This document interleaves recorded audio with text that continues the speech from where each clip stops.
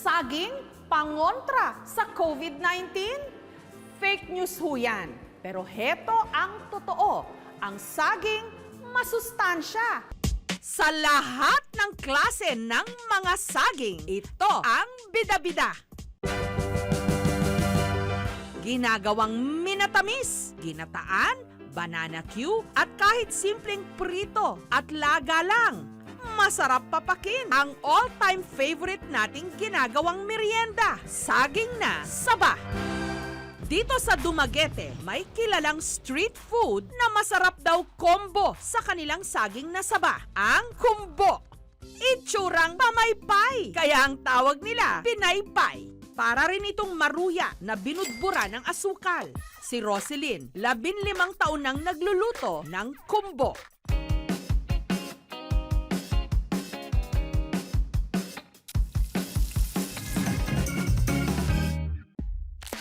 Lami ang kumbo kay tamis. Sa isang araw, nakakaubos daw siya ng 300 piraso ng saba at kumikita ng 1,500 pesos. Nakakatulong na po sa pang-araw-araw. Tulad ng mangbili ng gatas, ang ulam po. Ang sabi naman ng mga Bicolano, aba, may masarap din kaming meriendang saba, itsurang saba fries. At dahil mahilig sa gata, ang mga Bicolano, iniluluto rin nila ito sa gata. Ang tawag nila, pinakro. Ang nanay ko lagi nagpapakro ng saba. Pag nagluluto siya, tinitignan ko kung paano yung paggawa niya. Si Nanay Josefina, kahit 63 anyos na, siya pa rin mismo ang umaakyat sa puno ng nyog para sa gagamiting gata ng kanyang pinakro.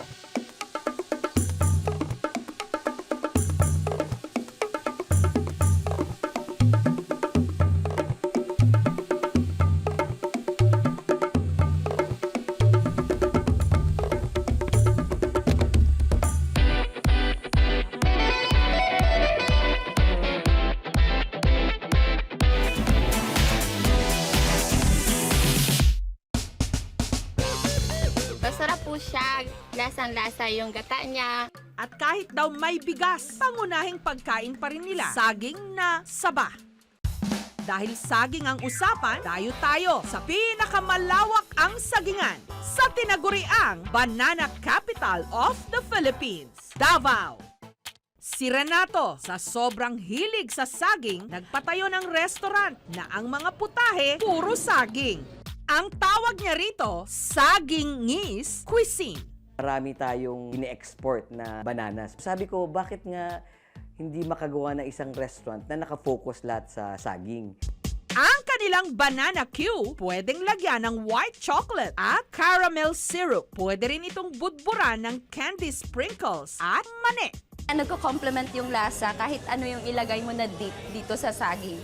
Pwedeng pang merienda, pwede ring ihalo sa ulam. Presenting Banana Q.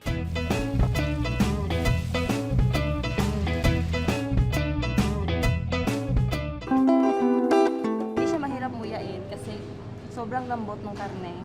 Ang ipinagmamalaking adobo nating mga Pilipino, ginawang sabadobo. Saba na nakasahog sa pork adobo. Tugma siya sa lasa, ang alat o ang tamis. Sa totoo lang, napakasimple lang naman ang kaligayahan natin tuwing merienda. Saba na may langka, binudbura ng asukal, binalot sa lumpia wrapper, iprinito. Turon, yon na yon. Sa pwestong ito sa Ermita, bago pa pagkaguluhan ng mga customer ang kanilang turon, nauna na ang mga bubuyo.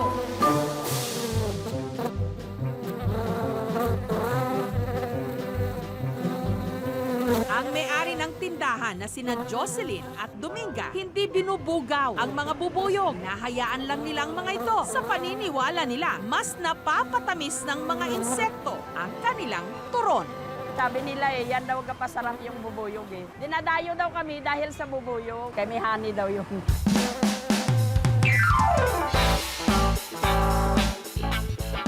Ginaano ng stick sa loob para lumabas yung bubuyog kasi sumisiksik na siya sa loob. Paghapon na, kusa na lang silang nawawala. Tinitingnan naman Amin kasi mahalata mo siya. Nawala na siyang itim sa loob. Makita mo siya kasi may itim siya eh pag mayroon pa siya sa loob.